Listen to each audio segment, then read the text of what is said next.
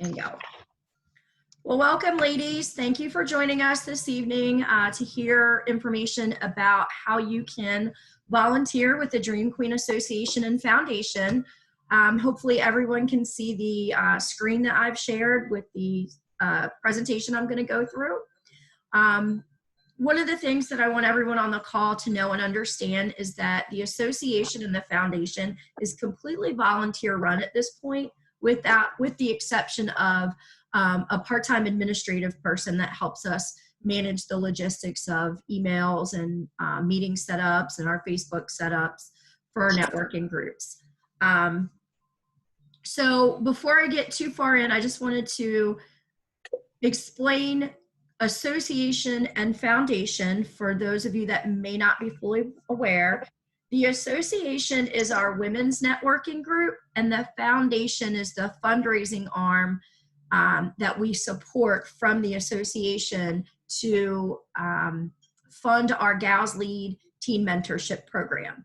And so, as the slide says, volunteers are truly at the heart of all that we do.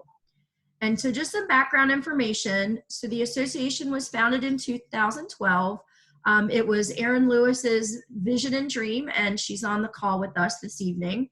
And it was to connect positive, passionate, purpose-filled women and teens together.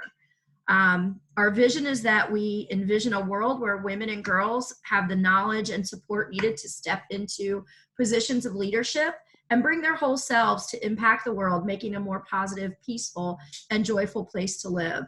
Certainly that's important right now. And the mission of the foundation is to offer a safe space where women and teen girls can come together and support one another and live their dreams. So in a nutshell, that's the association and foundation.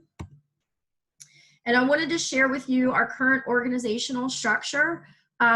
The organization, both the association and foundation side, are run by a board of directors, and then of course the administrative support that we have through Jeannie LaRoque, and you guys might have seen information from her.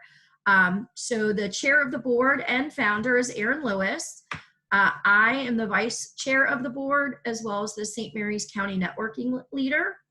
Our secretary is Mariana Lanham, and she also leads the St. Mary's the Charles County Networking Group, and she's a Gals Lead Facilitator in Leonardtown, along with our treasurer, Beth Graham, who is going to be leading, there's a typo, the Calvert County Networking Group, and she's also a Gals Lead Facilitator. So Mariana and Beth are what we like to call triple crowns. They're on the board, they're running a networking group in one of our chapters, and they also are Gals Lead Facilitators.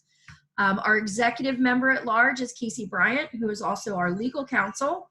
And our member at large is Julie Hammond, and she's running the virtual network leaders group on the 4th Tuesday of the month. And fortunately, we put that into place a couple months ago. And Julie also is a past 3-year Gals Lead Facilitator. So those are the ladies that are kind of at the foundation and leading the charge of all that we do. But we need you.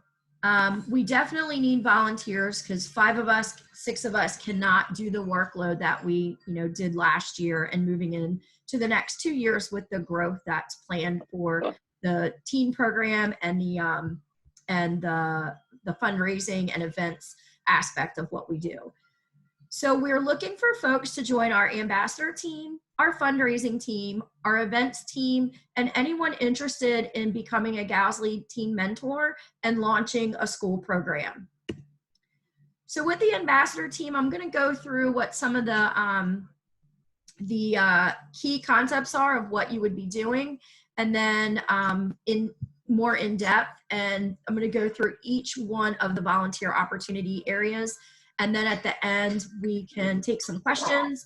So if you see something that piques your interest, definitely jot down a note. If you have questions about it, let me get through the presentation, and then we can come to questions. And if for some reason I'm going too fast, just somebody wave at me. So with the ambassador team, do you like talking in front of people? Do you like sharing with others about causes in which you believe in? And do you like connecting people's needs with helpful organizations through networking? If so, our ambassador team is perfect for you if you're looking for a way to give back some of your time and talent.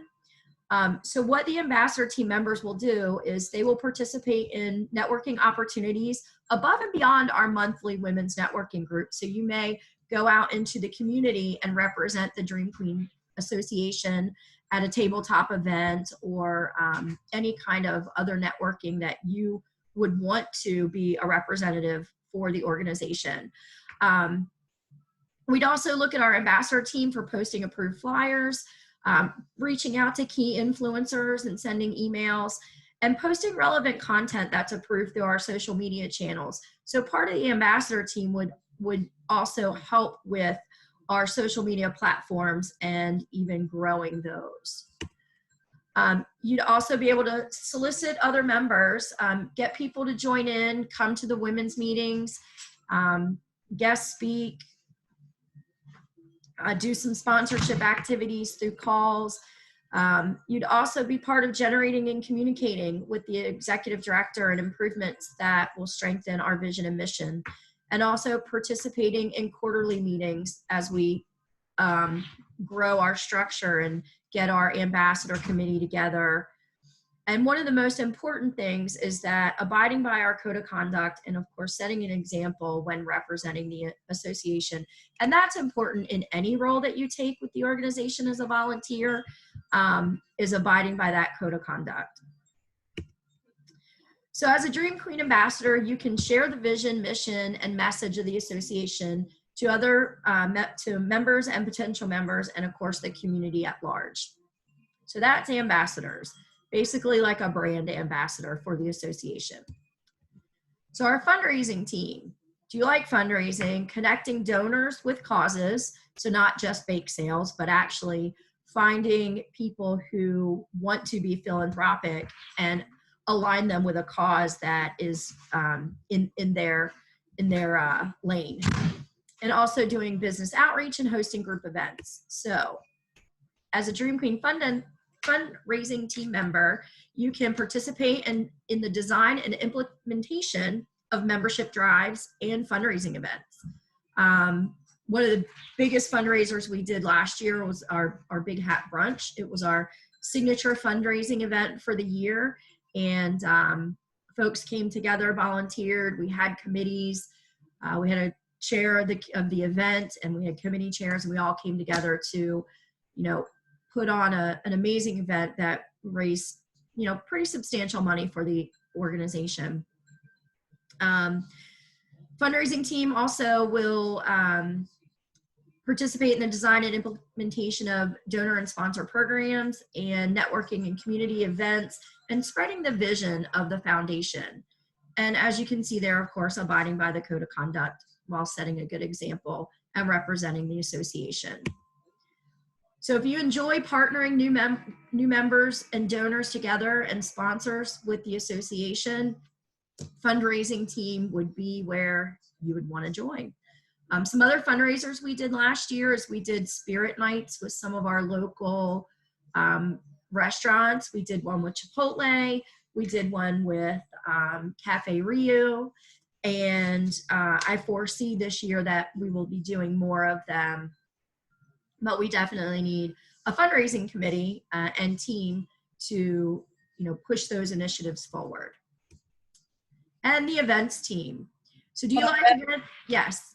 I tried to raise my hand a couple times. I also wanted to let everybody know that that is the committee that the treasurer, that reports to the treasurer. And we have a fundraising plan. We have a whole lot of ideas. We have a lot of information. So if that is a team that you want to be on, there's a lot of work that's already been done for you. It would just be a matter of us coming together and figuring out who can do what or who wants to do what. That is absolutely correct. There's definitely been a lot of work going on behind the scenes, and now it's time to get people on board. So the events team, this is the actual boots on the ground, helping out at the event, helping with setup, cleanup, decor, logistics, all the things that go into hosting an event. So as you can see, the volunteer roles and committees will at a lot of times kind of work simultaneously with each other and supporting each aspect of the mission and vision that we're working on. So as an events team member, you'll help set up, including registration, decor, food, room setup, audiovisual needs. Usually with any large event, there's going to be an event chair that would work with the team and the committees.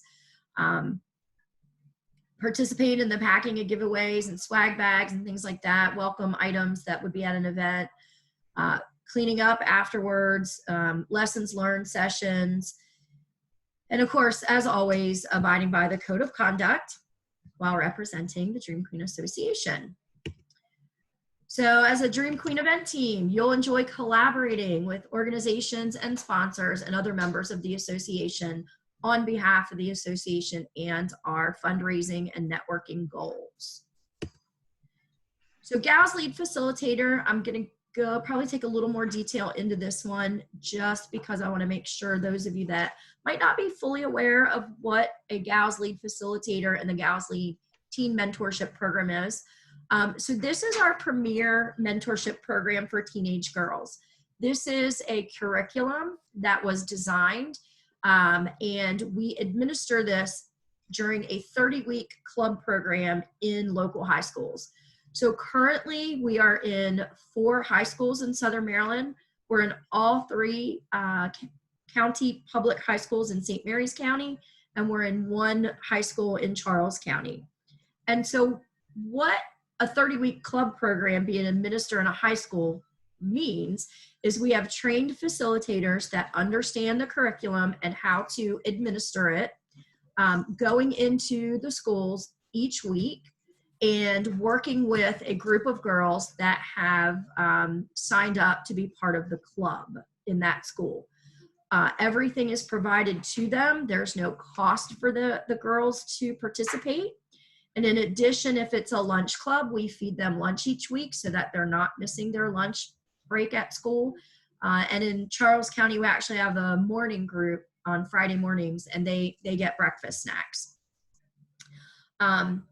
So as a Gals Lead Facilitator, that would be the role and responsibility that you have, is being able to commit to that one meeting a week in the high school.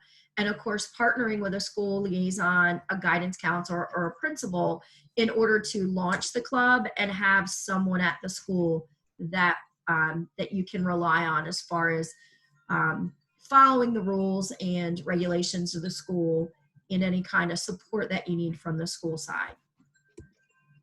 Oops. So some things that the Gals Lead Facilitators do is you will master the skill of inspiring and touching girls so that they can take action. And that taking action part is one of the 4 pillars of our Gals Lead Leadership Program. And that's the bottom note on this slide, is as a Gals Lead Facilitator, you're gonna understand and know the 4 pillars of success, which are defined in our association as know yourself, dream big, overcome obstacles, and take action. And not only are you going to be able to administer this program and help these teenage girls learn these lessons and give them tools in their toolbox, but it's also going to enrich your personal life as well. As a facilitator, you're going to share your story with the girls. You're going to experience the joy of seeing them transform and go for what they want. Holding sacred space for others, and that's a key component in the Gals Lead Facilitator role and the weekly club program, is really understanding how to hold that space for others, not to judge and just be a source of information and guidance. And you'll also learn how to connect and be fully present with other women and girls. So as a facilitator, not only do you enrich the lives of others, but you're going to enrich your life as well. So here's what we need you to do. We need people to get involved. So based on the descriptions and the information of the different teams that we have available, pick your team. If you're interested in leading a team, please let us know. So if you'd like to be the ambassador, team lead, or also known as committee chair, that's great. We're looking for team leaders as well as participants. You can apply online at yourdreamqueen.com/volunteer to one of the 3 teams that we've mentioned tonight: ambassador, fundraising, and events. And then if you're interested in becoming a Gals Lead facilitator, that's also on the website, and you can click on apply or more information under yourdreamqueen.com or supportteengirls.org. We expect that we're going to start team conference calls in April or May. So in the next week or so, when we get interest level and reach out to some folks who had previously signed up to be a volunteer, but we really weren't ready for the structure. We're going to get people lined up and start conference calls so that you'll be able to know who's on your team and what some of the initiatives are from the board of directors strategic plan for this year and moving forward. So at this time, if you have any questions or just need any additional information, myself is on the call. I'm on the call. Beth, who's a board member, is also on the call. And of course, Erin Lewis, who's the founder of the organization, she is on the call as well. So we are welcome to take your calls. Feel free to unmute yourself at this time. And let's go. I have a question. Yes, ma'am. Where and which of these teams do you see that you have the biggest need at this time? Well, personally, I'm going to say all of them equally. I would say that fundraising is probably our first need because we need to implement our fundraising plan, and events works hand in hand with fundraising, and ambassadors would also support fundraising by getting people to events. So Erin, let me know what your thought is. I feel like the fundraising team is the most crucial that needs to be filled right now.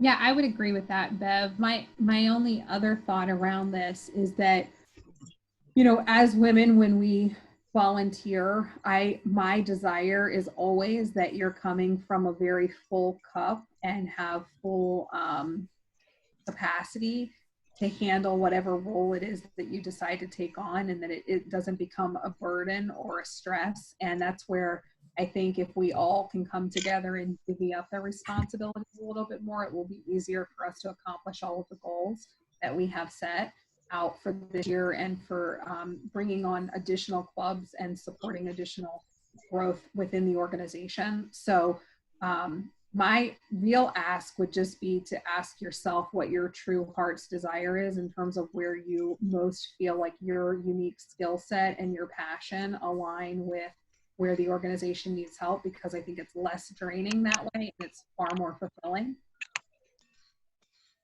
Well said. Any other questions from the audience this evening?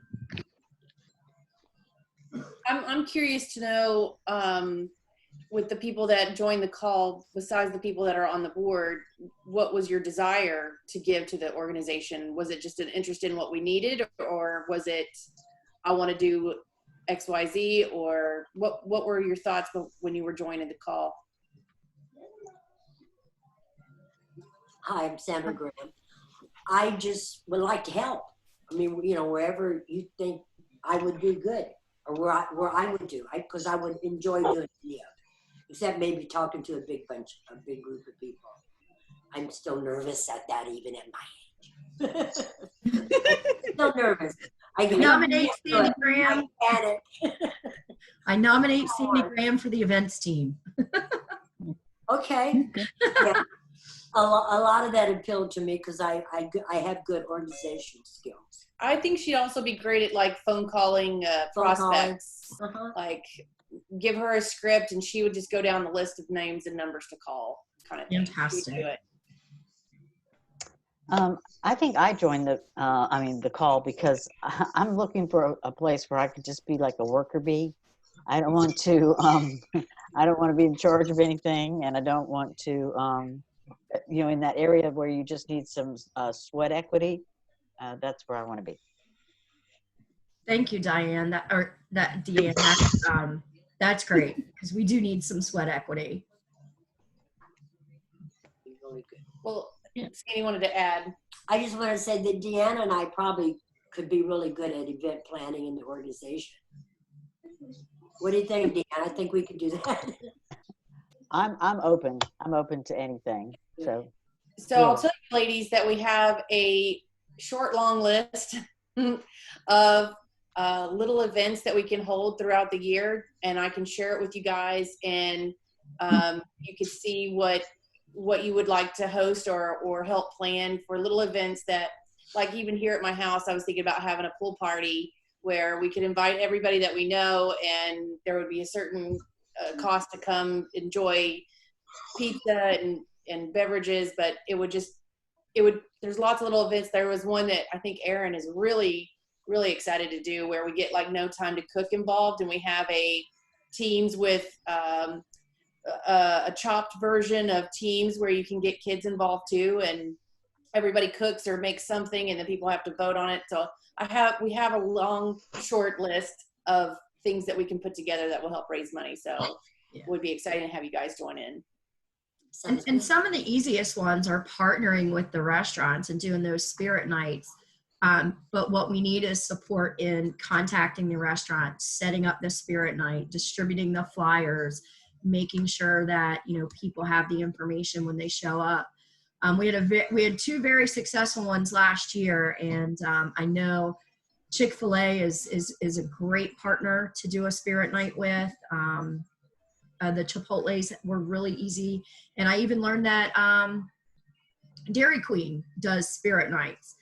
So finding people who would be interested in spearheading some of those events, are things that we need assistance with as well in that fundraising plan. A little bit of effort, but a good return.